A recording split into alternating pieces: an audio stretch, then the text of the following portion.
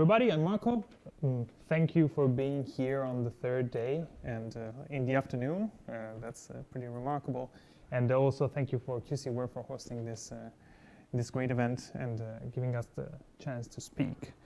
So what I'm going to talk about is how KPMG is moving in the quantum economy and what we're doing with our clients. So we work with end customers that can be in finance, in energy, in telco, and well, we would like to understand their needs as they will be the end customers for all the quantum solution.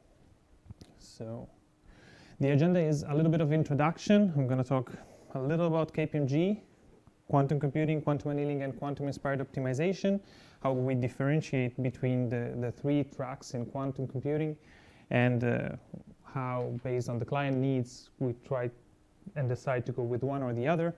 And then I brought along a couple of case studies to show what we're looking for in the different cases. So, first of all, KPMG, I don't know if you've heard of them.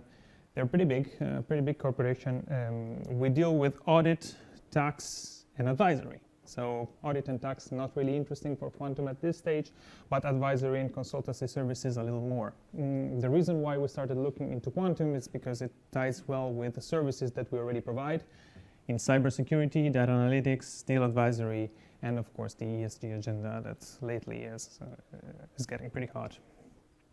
We have quite some office all over the place. I'm located in Denmark, which is the global quantum hub for KPMG for different reasons, a little bit of legacy, a little bit because of the great ecosystem that has been built.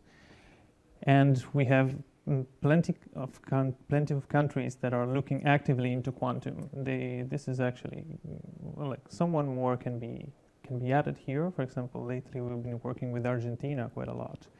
So we have both people that are interested in the quantum activities and both people that are active. When we say that they are active, it means that they are actually working. For example, standardization processes, helping creating ecosystem, working with clients, delivering projects. And the interested part is like, oh, we had clients that asked us about quantum and we would like to know and understand more. Of course, our work is very client-driven. So if a client brings interested, well, we also get interested in this. So the main services that we provide, I decided to highlight three, are the education part, the risk assessment, and the computing projects. So in the education, what we do, we talk with clients both at C-level and technical level and try to walk them through what quantum is. Because the first step that we've noticed in the market is that the literacy is not too high. So we have either very good players that they have strong ecosystem, they are scaling internally with quantum groups and quantum experts, but some of them, they are not aware of what quantum is. They might have heard something about the disruption and that maybe in 10 years we're going to do something. Well, we do not think that this is very healthy for the ecosystem and for the quantum community in general, so we try to bring education both at the basic level for technicians, so subject matter experts, in order to identify use cases, but also for the C levels, so that they can make informed decision.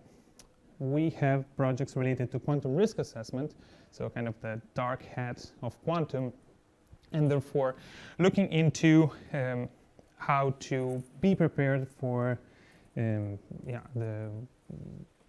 problems that quantum will bring to cybersecurity, like how to look for securing the data, harvest now, and decrypt later. You probably have heard of that. But what I would like to talk more about today is the type of quantum computing projects. So when we talk about quantum computing, we usually bring along three roads. The first one is the gate-based quantum computing, like a standard one with a gate-based solution with the promises of exponential improvement, but we have the hardware which is still in the early stages. So for us, it's also a really hard sell to go to clients which have never heard of quantum and saying, oh, we can do something with a very cool machine, but like in 5 years. So if you give us a couple of million US dollars, maybe in 10 years we can do something. That's a really hard sell. If you know how to do it, just catch with me later. It would be great to chat. But the main problem is that with this stage, we kind of risk of losing the interest of clients, and we don't want that because we need to keep kind of a good balance between not oversell, but at the same time, not losing the interest of the investors. So we have two other options, as we see. The first one is with the quantum annealers, which in principle are not the same as gate-based quantum computers. They are not universal. They can tackle only one specific problem, which are Ising or Pubo type problem. They are bigger. So we are seeing machines of around 5,000 qubits, which is not bad. We've seen people going in production with quantum annealers, and therefore it's a sweeter sell or something a little bit more interesting for clients. And then we have quantum-inspired optimization. Now, when I first approached quantum-inspired optimization, I was trying to see where the quantum was. And the quantum is in the name, that's for sure. And I think, and my interpretation is that the model and the problems that we are approaching with quantum-inspired optimization can be in principle tackled with quantum annealers and gate-based quantum computers through QAOA, for example. So with quantum-inspired optimization, we look into the readiness of CPUs, GPUs, FPGAs, but at the same time, we want to challenge a little bit the current mindset and try to find some use cases that can be suitable also for quantum computers. And we need those because the more we have, and the more the community will grow. So how do we deal with clients and how do we advise them to choose one or the other? Well, that depends mainly on what they're interested in. So if they have a very good idea about quantum, they want to be front runner, and they want to have a very strong in-house community of quantum experts, then at that point we can go with projects related to gate-based quantum computers, where we can develop IP, we can identify new potential use cases, try to theorize new exponential separation between the current best strategy and whatever quantum strategy we come up with. And it's a little bit more expensive because we need a lot of time and basically deep R&D pockets, because we can't really get a return of investment pretty soon. On the other hand, if a client is not that sure of what quantum is and would like to know more because it looks exciting, he heard maybe about the exponential separation, the power of quantum computers, then how can we keep them interested without spending too much time and still convince maybe the board of directors that it's a nice path to take the one with quantum? Well, then we go maybe with quantum inspired, so that the model that we build with the subject matter experts is easier to understand. We maybe find some proof of, let's not call it advantage, but something useful that we can use already today. And then the board of directors, the VP, they will be more inclined to maybe put few money in the budget for quantum. The technical people will be happy to look into gate-based, but it's the first step. Even though it's not full quantum, is one way to approach it. So basically starting with quantum-inspired optimization or quantum annealing today might lead to the universal quantum computing soon. So as KPMG, we're not really interested per se in selling the technology, even though I really like it, but that's a personal thing. But we're interested in bringing tool to clients in order to solve the problems. So we are problem-driven. First, we look at the problem, try to challenge the way that they are solving the problem, try to understand where they have problem in solving the problem, and present new tools, like it can be quantum-inspired optimization, quantum annealers, and gate-based quantum computers. So this is how the projects kind of look like. As you can see in the beginning, we can start with quantum education, both on the risk side, which is in the down part, and on the quantum computing side. Then I think that the core part in both projects is the quantum, the second step, that for quantum computing, which is over there, is the quantum discovery, where we sit down with our partners that in the projects that we had were the engineers at Microsoft Azure Quantum, and the subject matter experts at the client, and try to identify a long list of use cases. So we start from the use case. We try to map it to the literature in order to understand what has been done already, and try to find a way to, match the two and find a solution that we can bring to step 3, which is the benchmark. In this case, I put Microsoft Azure Quantum because that's the experience that we had so far. But in principle, the third part can be, with whoever provider in the backend. Now, here it's a little more a consultancy slide. So the idea is a 4-step model where we first try to understand the technology, so the tool that we have. Then we go collect the use cases so that we have a long list, which, by the way, can be used also with other tools. So we couple the quantum solution with the other tools that we have in our pocket. That can be intelligent automation, artificial intelligence, RPA, machine learning, or whatever. And then we try to create a model and benchmark. Of course, this is, very, very subtle, because whenever you get benchmark results, you usually bring percentages. The percentages are, between two things that sometimes are not very well specified. So it's unclear where the how to structure a benchmark, but it's something that at least we can bring to internally to the board and say, okay, we have done something. We are starting from here. And then the idea is, of course, to scale internally. So everything is starting from the problem. Now, I wanted to spend a little bit more time on the case studies. So first, I wanted to quote some thought leadership, all the part related to thought leadership, where we give our opinion about, for example, application in the financial sector, and the fact that with quantum-inspired optimization, we can already achieve some percentage point. You remember the percentage point that I talked about before, improvement in certain use cases under certain circumstances.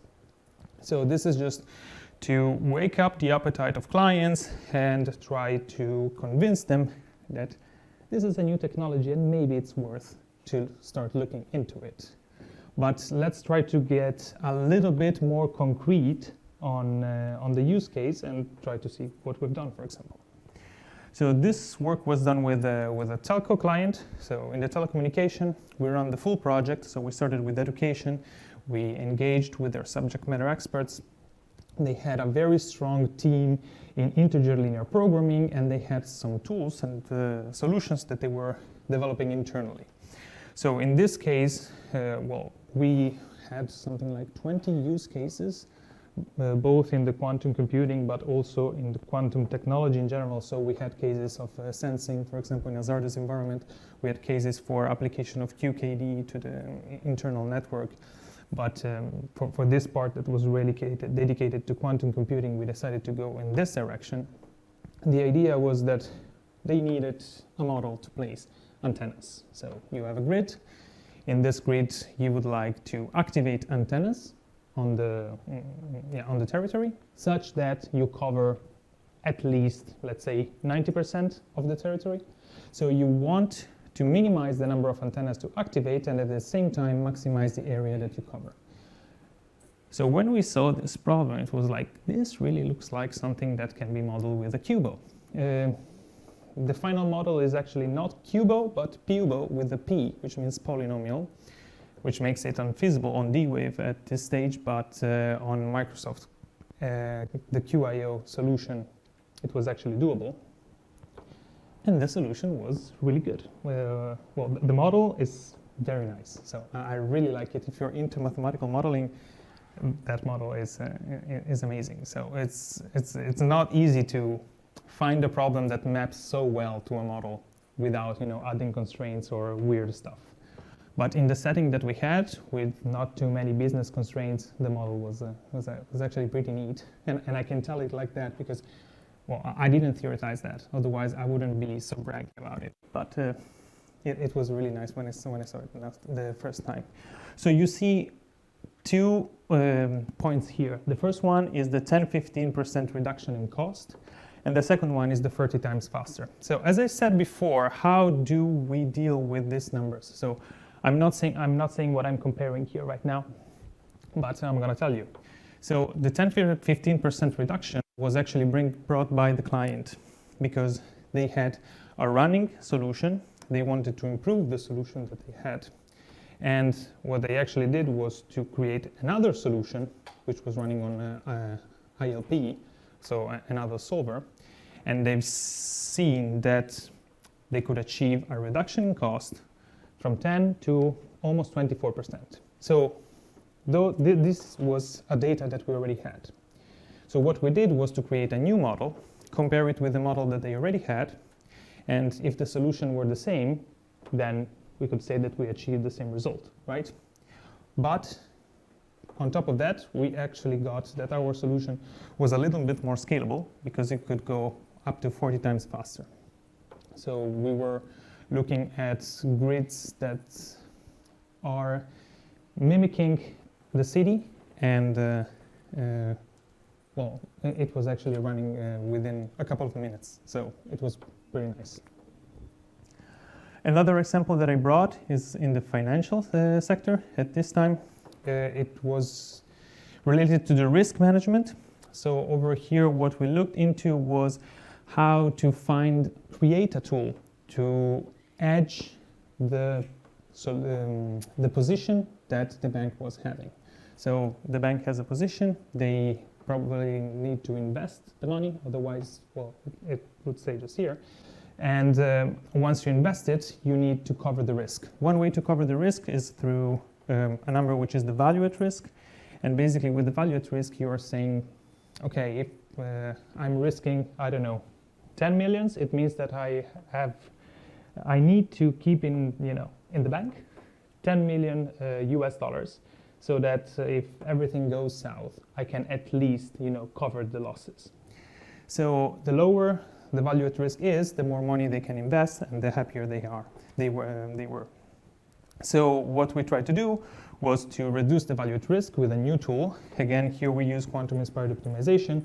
The idea is very similar to portfolio optimization, but instead of picking assets for the expected return, you pick instruments in order to edge your position.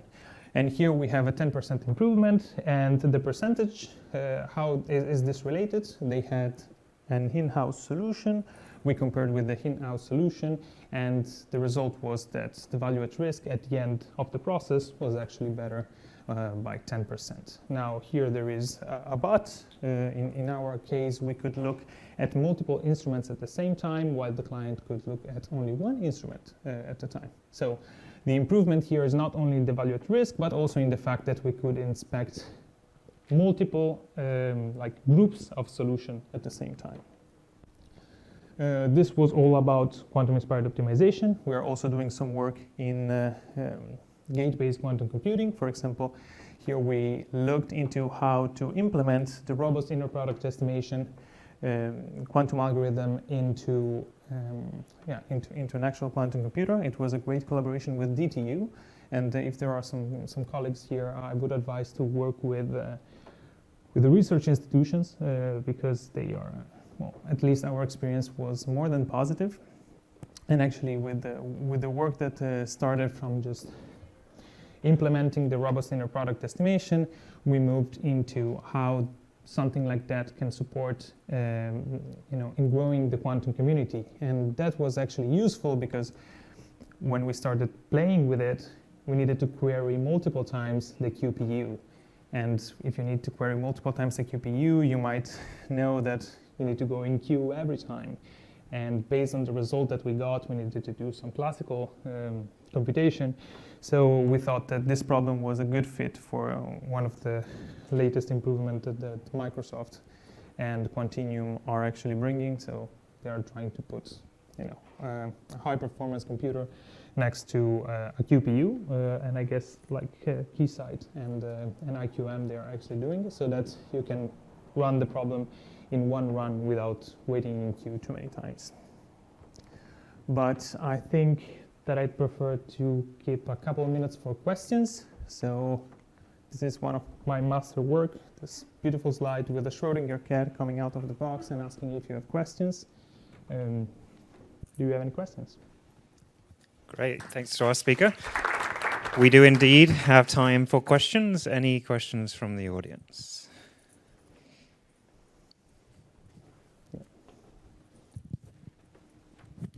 Sorry, I see that you skipped a slide about the resource estimator, and we're very interested in that. Can you please show it? Yes, of course.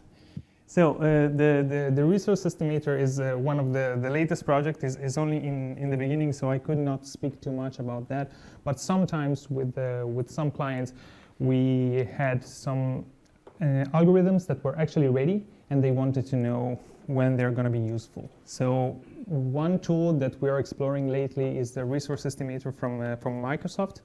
The idea is that over there you can input parameters like, for example, the error rate, or how many gates, how many, like the T factory or something like that, and then it comes out with an estimation of the physical number of qubits needed. Of course, this is all based on papers that are reported in the backend. And we think it's a useful tool because based on the input parameter that you bring, you can have a rough idea, based of course on the latest estimate, on when your solution might be useful.